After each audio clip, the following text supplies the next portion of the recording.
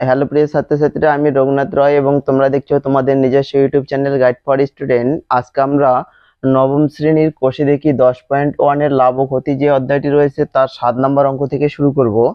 এখানে 7 নম্বর অঙ্কে কি বলা রয়েছে, আমার দিদি অরুণ মামার দোকান থেকে 255 টাকায় একটি ছাতা কিনলো।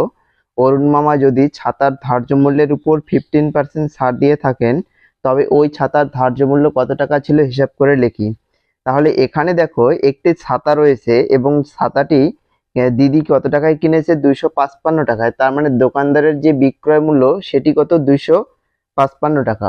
অতএব আমি কি বলতে পারি, ছাতাটির ছাতাটির বিক্রয় মূল্য সমান সমান 255 টাকা। এবার ছাড় দিয়েছে, অতএব ছাড় সমান সমান কি বলতে পারি আছে, ছাড় সমান সমান কত, 15%। তাহলে বলেছে যে ছাতাটির ধার্য মূল্য কত, অতএব ছাতাটির ধার্য মূল্য সমান সমান কি লিখতে পারি আমি, ধার্য মূল্য হচ্ছে 100/100 মাইনাস ছাড় ইন্টু বিক্রয়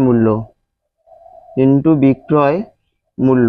তাহলে এখানে 100/100 মাইনাস ছাড় কত দিয়েছে, 15%, ইন্টু বিক্রয় মূল্য কত, 255 টাকা, সমান সমান 100 বাই কত, 85 ইন্টু 255। এটাকে যদি কাটছি, 3 দিয়ে কেটে যাচ্ছে, তাহলে কত হচ্ছে, 300 টাকা। অতএব ছাতাটি ধার্য মূল্য কত টাকা ছিল, 300 টাকা।